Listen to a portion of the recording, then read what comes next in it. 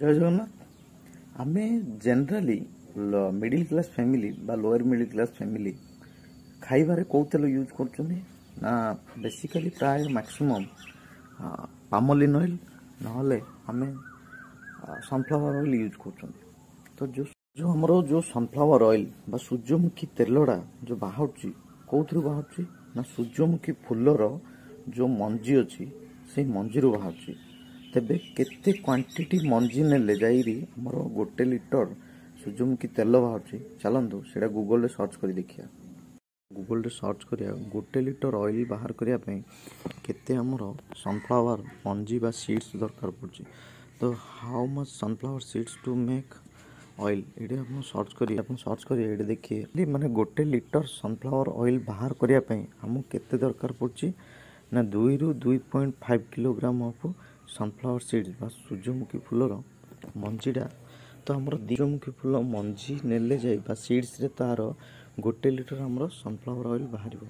तो जदि आमे देखिया गोटे केजी सूर्यमुखी फुल जो मंजीटा अछि बा सीड्स अछि तार प्राइस केते तापर cost of 1 KG of sunflower seeds जदि आपण देखिबे एडी देखंतु एडा 1 केजी सनफ्लावर सीड्स केते 1 केजी रे 286।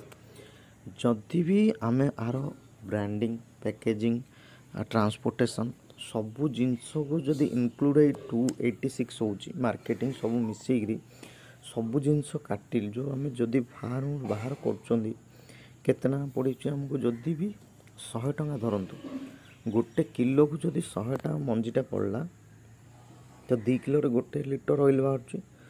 तो 2 केजी मंजीर दाम केते हबो हमरो 200 टका हला।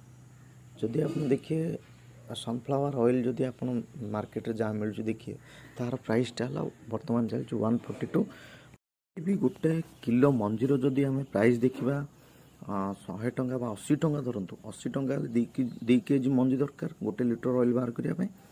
तो 2 केजी मंजीर प्राइस है 160 टका। तो गोटे लिटर आपड़ जदि सनफ्लावर ऑयल जदि मार्केट किनुचंदी तार प्राइस होची आपनर 140 रु 150 टका भीतर आसियो। 80 160 दुईटा 2 केजी मंजीर दाम 160 आउ आपण गोटे लिटर ऑयल किनुचंदी 140 रु 150 टका। ताहा भी ऑयल बाहरला पर से अच्छी पुणी पैकेजिंग हम तार मार्केटिंग अच्छी ब्रांडिंग अच्छी ट्रांसपोर्टेशन सब जिनस थी आपन मिल 150 टकर जहाँकि तो आप मिनिमम जदि 2 केजी मंजीर दाम धरिए 160 टका हो 80 लेखे धरले केमी पसिबल एटा।